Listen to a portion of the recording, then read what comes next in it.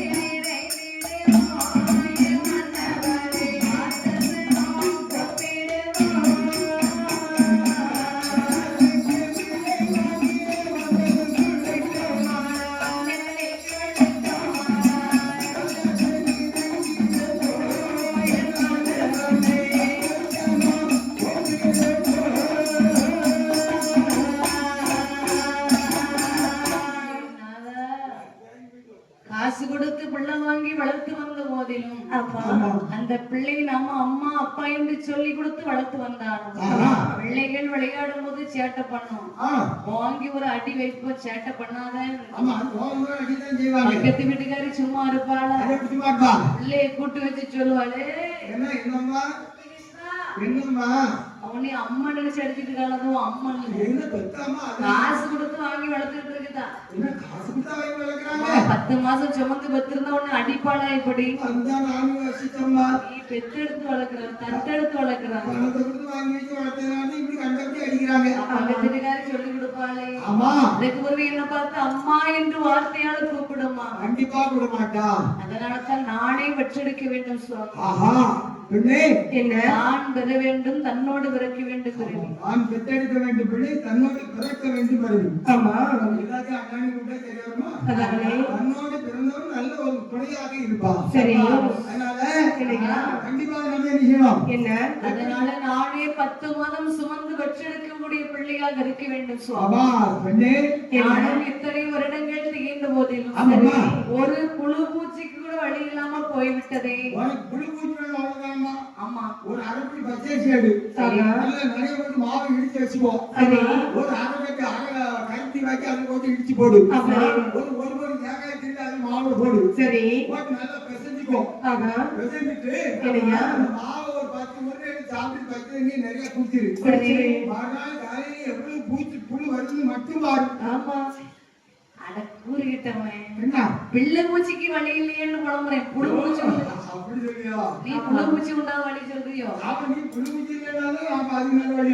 இத்தனை வருஷம் ஆயும் ஒரு பிள்ளை பூச்சிக்கு வழி இல்லையே. ஆமா பிள்ளைங்க அப்படின்னு சொல்லி பிள்ளைங்க என்ன பிள்ளை பிள்ளைன்னா நாங்க நீங்க புழுன்னா நாங்க பூச்சினா நீங்க பூச்சி நானும் பூச்சி மாதிரி வளர்ந்துட்டு போனோம். அதனால எங்களுக்கு பூச்சி நீங்க பிள்ளை. அதானே ஒரு குழந்தைக்கு வழி இல்லையே. குழந்தை இல்லாத வாழ்வுக்கு ஆகுமா? கண்டிப்பாக பிள்ளை இல்லாமல் இருக்கிறதுக்கு நம்ம செத்தே போயிடலாம். சரி மண்ணடி இருளி போயிடாம மல்லடி போறாங்கன்னு சொல்லுவாங்க. மாதம் 3 மழை பொழிந்து விவசாயம் நடக்கணும்னு சொல்லி ஏற்கனவே தொடங்கி வச்சுட்டு வெளியிலிருந்து வருவாங்க. நான் எதிர்த்தாப்புல வந்தேன்னா மழடி முகத்துல முழிச்சிட்டு போய் நம்ம ஏர் குழுவு நாட்டினா நம்ம விவசாயம் விளங்குமா? அப்படின்னு என் முகத்திலேயே முழிக்க கூடாதுன்னு திரும்பி போறாங்களே சுவாமி. ஒரு பிள்ளைகளான காரணத்தினால்தானே இவர்கள் அப்படி சொல்கின்றார். எனக்கு மட்டும் இருந்துச்சுன்னா இவர்களை இப்படி திரும்பி போவாங்களா? அதனால கடவுளை நம்பினால் கைவிடப்பட மாட்டார். இறைவன் ஒருவரே உலகத்தின் தஞ்சம். ஆமா அது இறைகளை சீரழிக்கும் செய்தியை வைக்கிறது இறைவன். சரி இருக்கிற அந்த கடவுளை நினைத்து நாம் கண்டிப்பாக தவம் இருந்து இறைவன் இருக்கிற பிள்ளை வாங்கி வருவோம். நான் ஒரு சிவபக்தனாக வளர்ந்து வரக்கூடியவனம்மா. கட்டாயமாக கடவுள் நமக்கு குழந்தை வாக்கி வர கொடுப்பார். ஒரு வாயில சுண்டல் சொன்ன உடனே வந்துட்டு காப்பி. வாயில காப்பி. ஆமா, வாயில சுண்டல் வாயில காப்பி. அந்த வாயில் சுவாமி, ஆமாமா, கண்டிப்பாகவே நான் கலைக்குழந்தை வாக்கி பெற்றெடுக்க வேண்டும். ஆமா, அதனால கவலைப்படாம இருமா எம்மா அனந்தாயி. என்ன நான் சிவனை நாடே தவம் இருந்தாவது நமக்கு ஒரு கை குழந்தை வாக்கி வர வாங்கி வருகின்றேன். அப்படியே ஆகட்டும் ஐயா என்று சிவபக்தனாக வாழ்ந்து வந்த இந்த ஹரிகிருஷ்ணப்பனானவரே ஆமாமா காலையிலே எழுந்திருந்தார். கங்கையிலே ஸ்நானம் செய்கின்றார். மலர்களை வரைத்துக் கொண்டு சிவனுடைய பாதத்தையே அடித்தெடுத்து வணங்கி வருகின்றார். சிவபுருளே, பகவானே, உலகமும் ஆகக்கூடிய இருப்பாரா? உண்மையின்றி எங்களுக்கு வேற எது ஏதையனே. உலக மக்கள் எங்களை வாய்க்கும்படி பேசிக் கொண்டிருக்கிறார்கள். ஆமா, நீங்கள் இன்னும் மௌனமாக இருக்கலாமா? இன்னும் மௌனமாக இருந்தால் என் மனைவியை காப்பாற்றவே முடியாது ஐயா. திக்கற்றவருக்கு தெய்வமே துணை என்று சொல்வார்களே. ஆமாமா, உண்மையே தஞ்சம் என்று உம்முடைய பாதத்தில் விழுந்து விட்டேன். ஆகையினால் ஈஸ்வரனே, மகாதேவா, ஏழையாண்டி சடையரனே, சம்போ சங்கரா, சிவ சம்போ சங்கரா,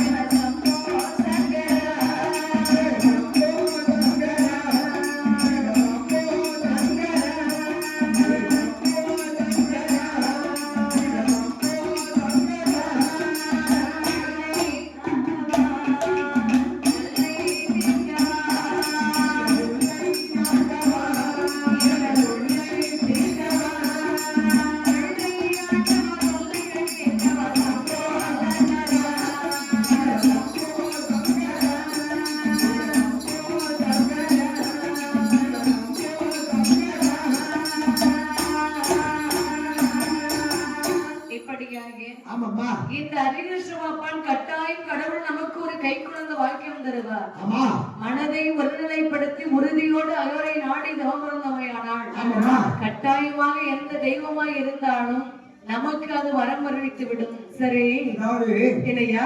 மனிதனை நம்பினால் ஒரு பிரயோஜனம். ஆமா, மனிதனை நம்பினால் சரி நமக்கு எந்த ஒரு காரியமும் சரியா நடக்காது. ஆமா, ஆனால் இறைவனை முழுமையாக நம்பும் போது இல்லையா, அந்த இறைவன் கண்டிப்பாக நமக்கு வழிவகுத்து விடுவான். ஆமா, அதனால இறைவனை நினைத்து சரி அற்புதமாக தவம் இருந்து வருகின்றார். ஹரிகிருஷ்ணன் பகவானை நாடிக்கொண்டு சிவபெருமானை அடிபணிந்து வந்தமாக இருக்கின்ற போது இவனுடைய பக்தனானவன் நம்முடைய பெயர் நாமத்தையே சொல்லிக் கொண்டதாக வருகின்றான். அப்படின்னா சிவஞான நம்முடைய மந்திரத்தை தவிர வேற எதுவும் உச்சரிக்க மாட்டான். அவனுடைய முழு எண்ணமும் நம்மை நாடி இருக்கின்றது. முழு எண்ணத்தை நம்ம நிறைவேற்ற வேண்டாமா? அதனால பக்தன் குழந்தைக்காக வேண்டிதானே தவம் இருக்கின்றான். அப்படியானால் நமது மேல் இவ்வளவு அன்பு கொண்டு இருக்கக்கூடிய அந்த பக்தனுடைய மனக்கவலையை நாம் தீர்க்க வேண்டாமா? இருக்க வேண்டும் என்று நினைத்து வரம்பொருளாக இருக்கக்கூடிய இறைவன் சரி ஹரிகிருஷ்ண பாப்பானுக்கு குழந்தை வாக்கி வரமளித்தார். சிவனை அடிபணிந்து வணங்கி கொண்டு வருகின்ற போது சிவனுடைய அருளினால் செய்திகளையால் திருப்பமானார்.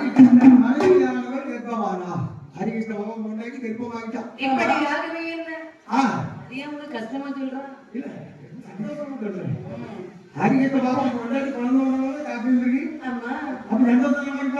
அவருக்கு வாய்டி ஞாபகம் தெரியுமா?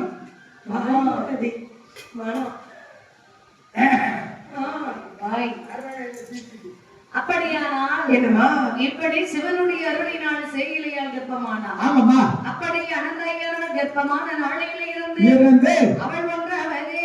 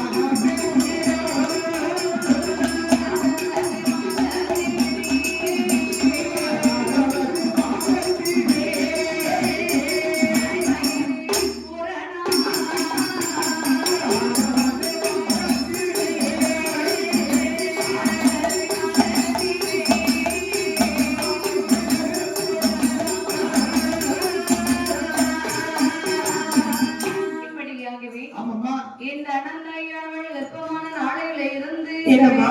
1வது மாதத்தில் உடையவனை தஞ்சம் என்றார். ஆமா. ஒன்றாவது மாதம் உடம்புல போய் தஞ்சம் தான் தம்மா. உடவற்றவன் இல்லையா? உடையவன் என்று சொன்னால் தனக்கு உடையவன். சரி, தன்னுடைய தாலி கட்டி கணவர் அப்படியா? அதையே தஞ்சம் என்றார். ஓ, 2வது மாதத்தில் 2வது மாதத்திலே ஈஸ்வரனை தந்தனைத்தான். 3வது மாதத்தில் முத்து ஓண்ட வேண்டியானாள். ஆ, 4வது மாதத்திலே நவள் பழமேதியானாள். ஆமாம்மா. 5வது மாதத்திலே அங்குமெல்லாம் தங்க நிறம். சரி. தங்க நிறமா? அம்மா அம்மா அங்க நிறம்னு சொன்னா அம்மா ஒரு மினுமினுப்பா கோட்சி அளிப்பார்கள். அப்ப தங்கமே போட வேண்டாம். தங்கம் போடலாம். சரி. கண்ணை பார்த்தா அது புத்தகமா தெரியும். ஆனா அம்மா பார்க்கும்போது தங்கமா தெரியும். சரி. அதனால நான் சொல்றது. ஆமா. அம்மா, ஆ. கொஞ்சம் கலர்வாய்க்கு பெண்கள் வந்து தங்களுக்கு வந்துருவாங்க. சரி. என்ன மாதிரி கொஞ்சம் அண்ணன் கருப்பாங்க எப்படி வருவாங்க? அவங்களுக்கு பெயிண்ட் பூசி வர வச்சிடலாம். அப்படி தெரியும். ஆமா. வைரமாயிருவாங்க. எழுத்து கொண்டு நீ பெரிய கிளாடி ஆச்சுதான். பெரிய பிள்ளாடி. அவன் உங்களுக்கு அதுதான் எங்களுக்கு சைடு பிசினஸ். உங்களுக்கு கத்துக்கு நீ ஏன் வேண்டிட்டீங்க? கக்கூஸ்லம் இல்லையா? பில்டிங் பெரிய பெரிய பில்டிங். பெயிண்ட் அடிக்கிறதுல கெட்டிக்காரே இல்ல. ஆமா. 1 மணி நேரம் அடிச்சிருக்காவல பெயிண்ட். கண்ணுக்கு 1/4 மணி நேரம் அடிப்பாவ. ஆ. வாய்க்கு 1/4 மணி நேரம் அடிப்பாவ. என்ன காரணம்? மூஞ்சிக்கு 1/2 மணி நேரம். யாரும் இல்ல. ஆ. அப்ப 16 தம்பிக்கு என்னடி அடிச்சாலும் இருக்கிறதுல இருக்கும். அதை சொல்லுவா. ஆனா அது சரி புரியவே இல்லையே. சரி. இப்போ எங்க கிளம்புனா இப்ப வேணா நீ டவலர்ஸ் கடைசி மாதிரி அதுல எப்படி ஒரு அரை யாரு கக்கத்துல வந்து வெறும் சாயமா வந்துட்டு அவ்வளவுதான். அப்படிதான் பிடிக்குமா? உறிஞ்சி ஒரிஜினல் கலர் நோரியட் கலரா அவ்வளவு ஒரு பவுடர் அடிக்க 1/2 டப்பா பவுடர் கலக்கிருக்காங்க. அம்மா பண்டாரத்துக்கு வந்த நாள் நாலு நேரம் பரவாயில்ல, 1 மணி நேரம். அன்னைக்கு 1.5 மணி நேரம் அங்க என்ன ஆகிட்டு அன்னைக்கு எக்ஸ்ட்ரா கண்மை மீசைக்கு பூச வேண்டியது. கண்மை மியூசிக் கழிக்க வேண்டியிருக்கு. மியூசிக் கரை கழிக்க வேண்டியிருக்கு. மீசை ட்ரிம் பண்ண வேண்டியது. கொஞ்சம் அசந்தோம்னா இருக்க ஈச்சு கூட அவ்வளவு பெயிண்ட் எடுத்துட்டு இருக்கு. எடுத்துட்டு போயிருந்து அதை ரிட்டர்ன் போட வேண்டியதா இருக்கு. எவ்வளவு வேலை இருக்கு? சின்ன பிள்ளை. தான் முப்பத்திட்டு இருக்கா. உலகமே முக்காவாசி 50 பேர் ஒரு தையெல்லாம் வீட்டுக்கு. ஆமா. அதை கவனம் கொடுத்துருக்காரு. எப்படி? மை மட்டும் இல்லைன்னா நாங்க உலகத்துல வாங்கி பிரயோஜனமா மாதிரி. ஆமா. அதனால மையில தான் நிறைய பொய் இல்லை. சரி, ஏதோ ஒப்பேத்து பண்ண அப்படி சொல்லு. இப்படி என்னம்மா? அரை வயிறு பூரணமாகின்றது. சரி. 7வது மாதத்திலே எழுந்திராத படுக்கையாகின்ற. ஆமாம்மா. கொஞ்சம் நிறுத்து. 7வது மாதம் எதுக்காக எழுந்திராத படிக்கிறாங்க? எழுந்திராத படுக்கையானா அம்மாவுக்கு கொஞ்சம் மசக்கையா இருக்கும்லவா? ஆமா. அப்பப்ப எங்க படுத்துக்கிடுவாங்க. அதை எழுந்திராத படிக்கா. ஆமா. நான் நினைச்சேன் இந்த கண்டாயிலே பாட்டு முடிச்சு போனா 11 மணி நேரம் எழுந்திரிக்கா. இதான் எழுந்திராத படிக்கணும். நான் தூக்கமே தூக்கமே வர முடியுது. ஒரே ஈச்சு மூக்குக்குள்ள போயிட்டு காது ஓடி வருது. ஒண்ணு காட்டுல வந்த மாதிரி தெரியலையே. வந்துச்சு. மூக்குக்குள்ள இந்த மூக்குக்குள்ள போயிட்டு இந்த காதுக்குள்ள வருது. நான் டாக்டர் போன் பண்ணிட்டு எப்படி? டாக்டர் எந்த நேரமா மூக்குல ஈச்சு காட்டு வரும். ஒரு வரல நீர் சீக்கிரம் வந்துடும். சரி. ஈச்சு எடுத்து சொல்லியிருக்கேன். சொல்லியிருக்கியா? ஆமா. சரி. நான் எதுவும் உசாரா இருக்கும். 8வது மாதத்திலே கண்ட வண்டம் நீங்களுற்றார். அது வரைக்கும் மண்ணிலே நின்றுட்டா. சரி, அது வரைக்கும் சாப்பிடுவாங்க.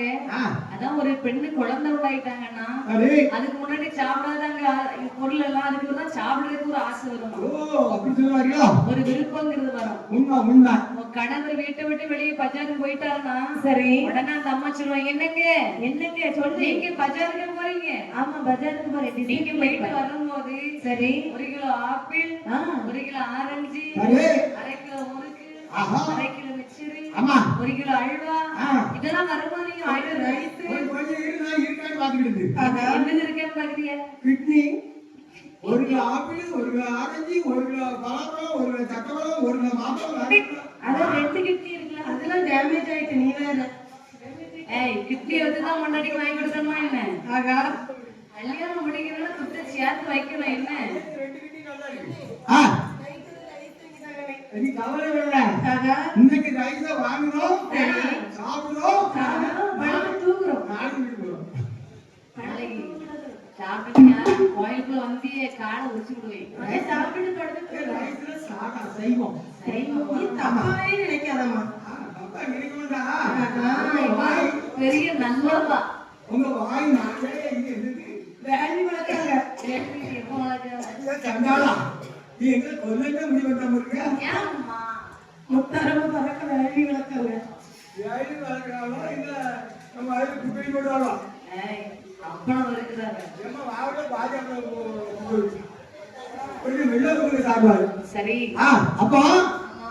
8வது மாதத்துல கண்ட கண்ட துங்க விட்டார். காத்தடியில் அப்புறம் அவரே நிச்சயம். ஆமா, அது காத்தே நம்மளால தெரியும். ஏன்னா காத்து மீன் தான் நம்ம மேல பிடிச்சிருக்கு. சாப்பாடு செய்யறது பெரிய விஷயம். மத்த நம்ம எங்க போனாலும் காத்தே வராது. ஆமா இன்னைக்கு இந்த குப்பை வரணும்யா, ஆமா அதுதான் நம்மளே அடிக்காவோம். ஆகா படிக்கவும். அதனால நீ தப்பிச்சலாம்னு பார்க்காத, நீ படி. எங்க தப்பிக்கப்பா? ஏப்பா, என்ன அப்பா, சரி 8வது மாதத்திலே கண்ட பண்டம் நீங்கள் வச்சார். 9வது மாதத்தில் ஊரறிய பொங்கலிட்டார். அந்த அம்மையுடைய ஊரையில வந்து பொங்கல் வச்சாங்க. வீட்டுல வந்து பொங்கல் வைக்க வேண்டியதுதானே? அட, அந்த அம்மையை கொண்டு பொங்கல் வைப்பாங்க. ஆ, அப்படி கிடையாது அண்ணே. சரி.